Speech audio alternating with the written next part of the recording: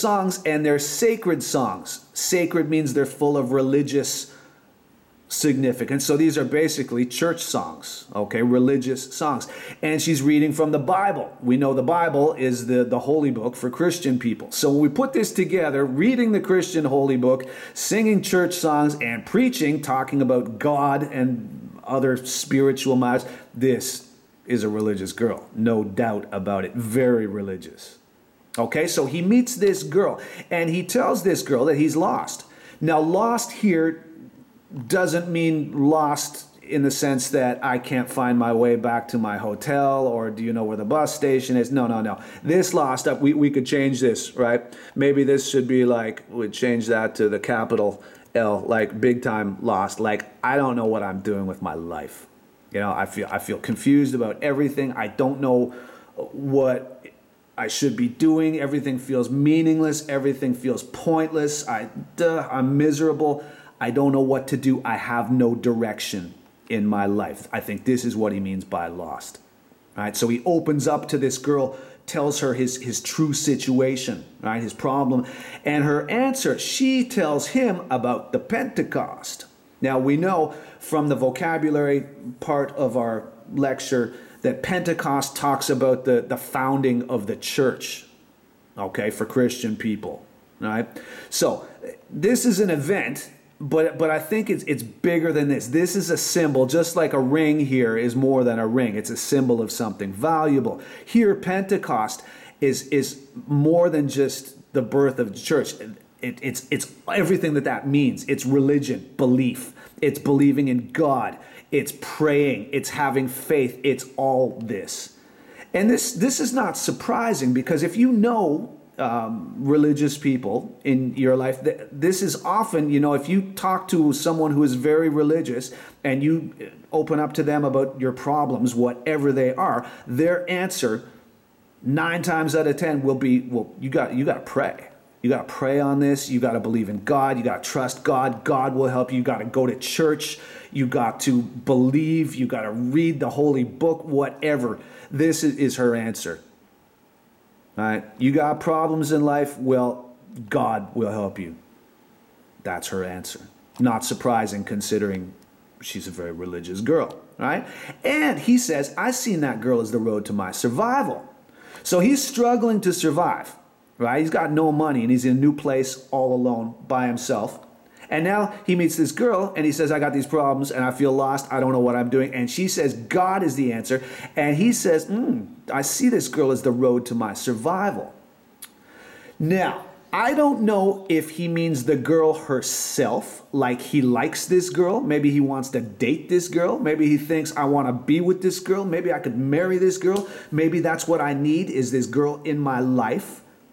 Maybe that is the key, the road to my survival, the key to me staying alive. Could be the girl, or it could be her message, this. Maybe what she says about God and believing in God and praying and going to church and whatever. Maybe it's this makes sense.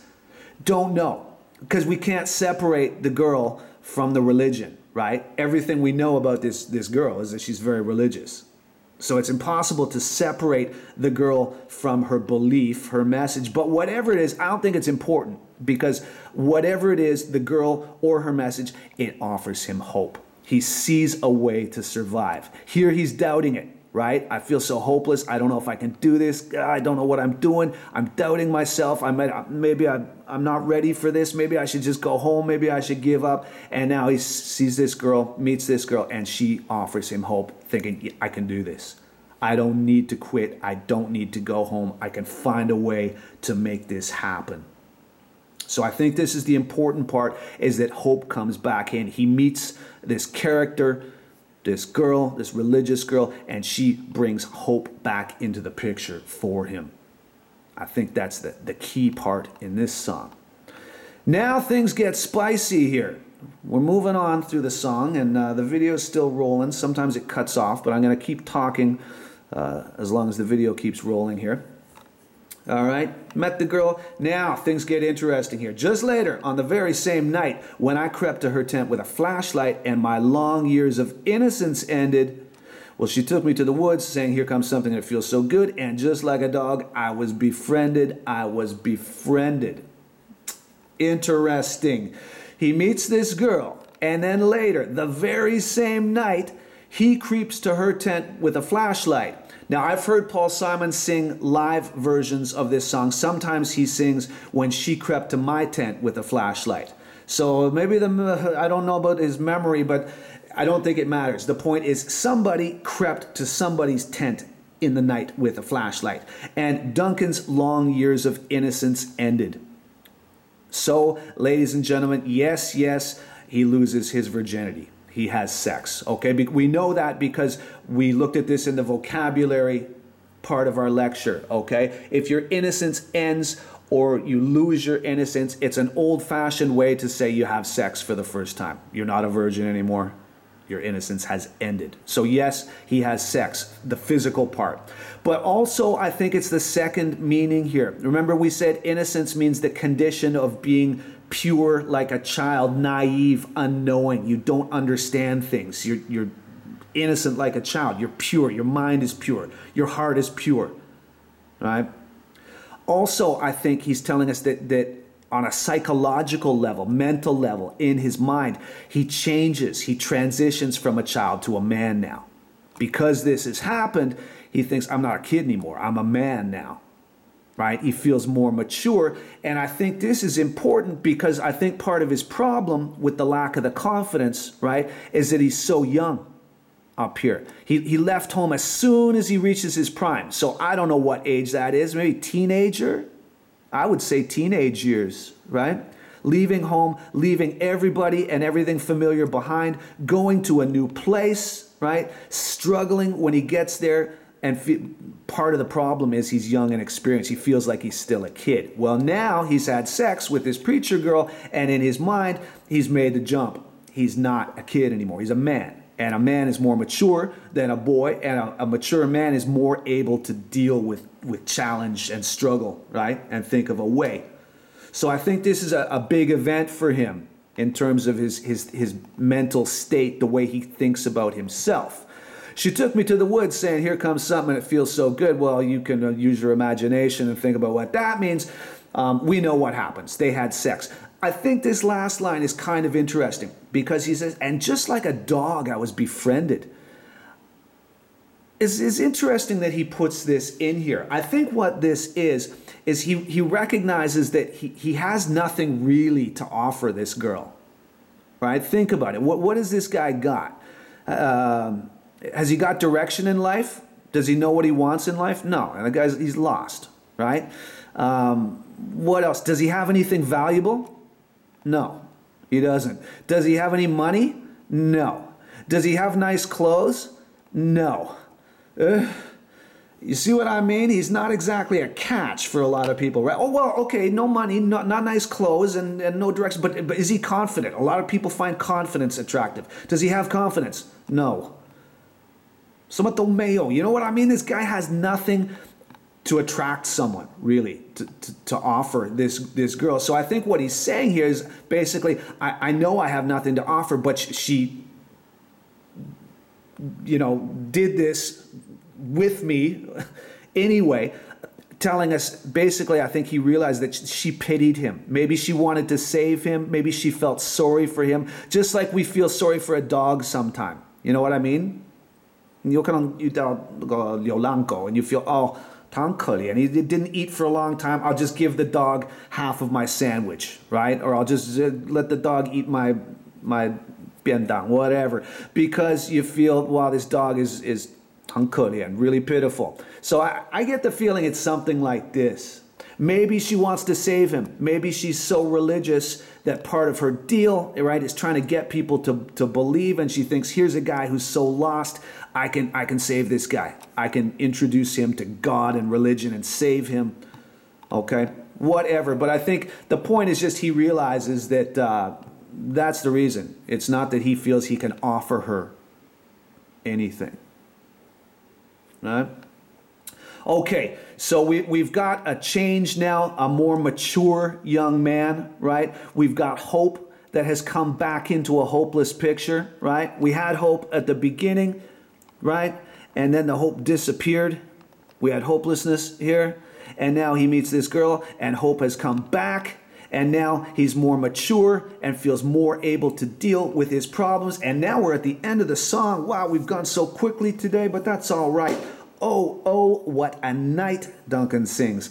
Oh, what a garden of delight. Even now that sweet memory lingers. I was playing my guitar, lying underneath the stars, just thanking the Lord for my fingers,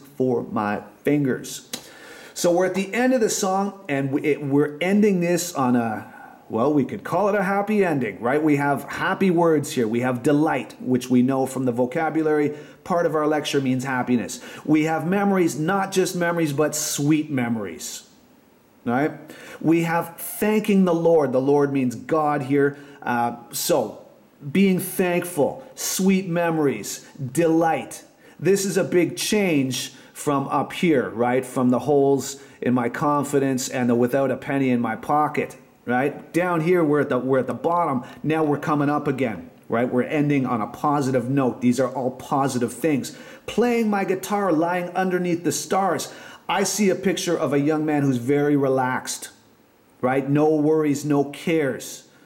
Lying down underneath the starry sky playing guitar. It's a beautiful image, right? I'm sure some of you can imagine this. Everybody can imagine this. You're at Tan or wherever you want to be, looking up at that beautiful night sky, playing guitar, and just enjoying being alive and feeling thankful for what you have. We get the feeling of a happiness, contentment. Content, just a mani的意思, right? When you feel you have everything that you need, right? Feeling peaceful.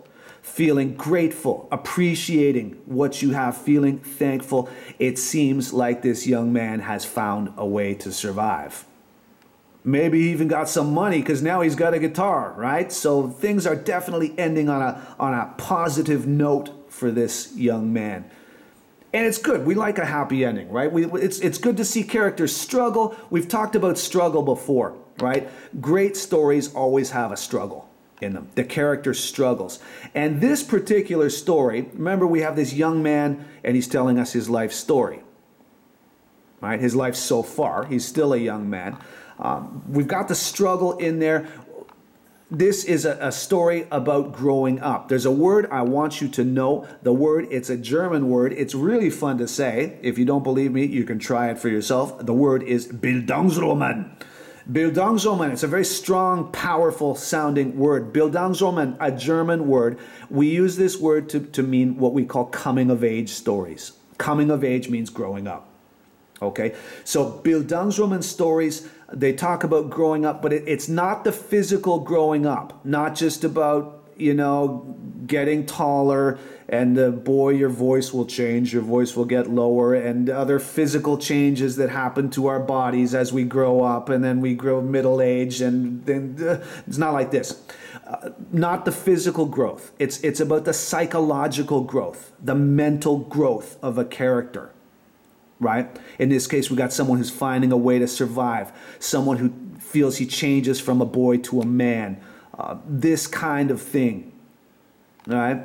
Losing hope and finding hope again, psychological changes, mental ones, right? This kind of growth. Moral growth. Moral, we're talking about learning about right and wrong, trying to do the right thing, trying to be decent to other people. Very important as we go through life to try to be decent, try to treat people decently, right? Not lie and cheat and steal our way through life. That's no way to go. So moral growth, right? Becoming a better person, basically. Spiritual growth can be spiritual. And in this case, there's a religious element to it. It doesn't have to be religious, but often it talks about spiritual growth. Right? So this fits in the idea of religion, but spirituality is not limited to religion, right? People who don't believe in God can still be spiritual people, and people who don't follow an organized religion can still be spiritual, right? Think about matters beyond the physical here. So this is the growth we're talking about in Bildungsroman. Not the physical, but the psychological or mental growth, the moral growth, the building of character, right? Trying to become a better person, and spiritual growth. And how does this growth happen in Bill Duncan stories? Well, it comes through struggle, right? Characters in these stories, they're always tested. There's challenges, right? They need to beat a big boss or rescue the ring and throw the ring into the volcano or do something, right? Find a way to kill the beast at the middle of the maze. You know, there's got to be struggle to make this thing go. Because without the tests and the struggle, how does the character grow, right?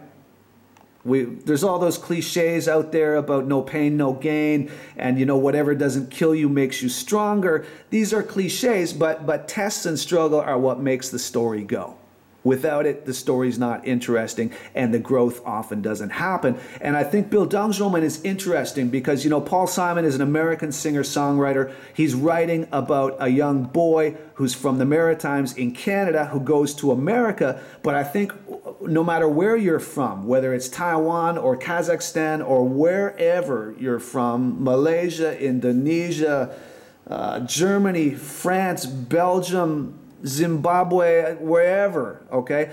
I think we can relate to the ideas in this song, right? Feeling bored at home. There's a lot of things pushing you to leave when you're young. Going to chase a dream with big hopes for a better future. Struggling as you set out on your mission, your challenge. Struggling, doubting yourself, right? Really common. Everybody goes through this. We doubt ourselves. Sometimes we get help from outside. It could be an idea that makes sense to us, or it could be a person that brings something to our life, gives us advice, teaches us a skill, inspires us somehow, accompanies us, listens to us when we talk about our problems. Anything like that, but a helpful person that comes into the story and offers us hope or offers us solutions or new ideas, whatever.